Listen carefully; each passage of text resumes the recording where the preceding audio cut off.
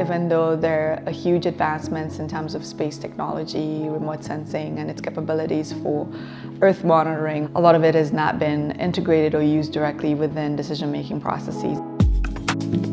An award-winning environmental scientist, Catherine Nakalembe works with satellite technology to improve crop performance in East Africa. So using satellites to detect and understand land use and land cover change, as well as understanding how this translates into actual impact on communities and how it interacts with the broader environment, things like rainfall, extreme events like flooding events or drought events. Today, Catherine and her field agents are monitoring crops using GPS phones and GoPro cameras. We have this really cool project that we're working on. We call it Helmets Labeling Crops. And the idea is to work with teams in different countries to collect data. And today I have two of my helmets, if you want to call them helmets, but they're supporting in the experimenting and the testing, as well as the actual data collection here in Uganda. And so we have Edric and Canon, who both have a helmet, and we're going to go over and kind of set up these cameras, and then they will drive.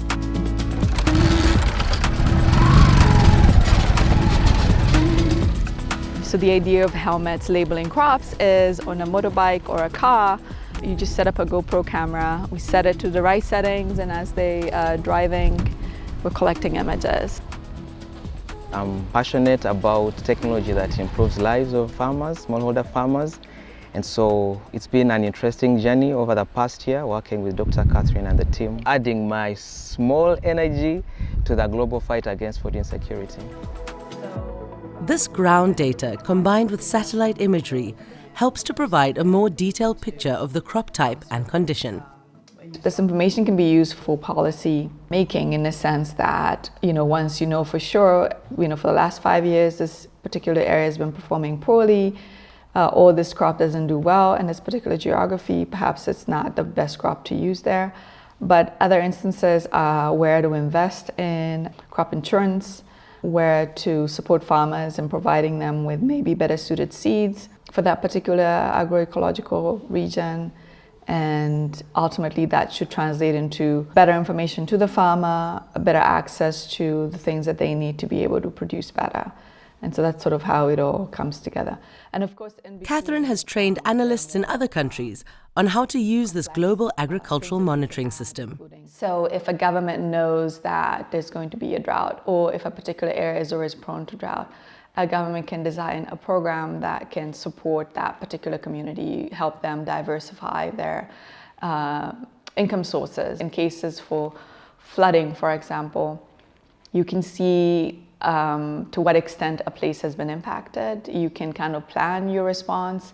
Sometimes it's very hazardous to go right when a flood has happened, and so you need to be able to plan accordingly, and satellites allow us to see the level of impact. Catherine learned how to solve problems from her dad, a car mechanic, whose garage is next to her family home in Kampala, Uganda. A car could come in a completely dilapidated state, or it would need a complete overhaul. And over a couple of days, they would tear it completely apart and then put it back together. And I think it's somewhat a part of me that you can't fix anything. My sons believe this too, that my dad can't fix anything. Her dad is her hero and has pretty high expectations. He expects me to check under the hood of the car the same way I check if my computer needs a software update, and I don't do that. And so these are some of the things that we argue about. With sports being her first love, Catherine's life could have turned out very differently. I was called Catherine Badminton when I was in high school. It's primarily because of my sister, so she is really, really good at it. She was like Uganda's #1, and I played, I was a juniors champion, me and our little sister, so we all really played it. But since I did not continue with my sports science dream career, this is the reason why I actually wanted to do that, I kind of fell back, and I haven't sort of played it competitively or continuously. Catherine wants to figure out a way to combine her two passions, working with her sister Annet, who runs sports camps. I want to figure out a way of maybe integrating with that camp, so you could think about sports and science at the same time, where we can nudge little girls to be interested in these other things as well, including sports, because that's what she's trying to do. She's trying to encourage more girls to participate in sports, and it's the same that we want to do with science as well.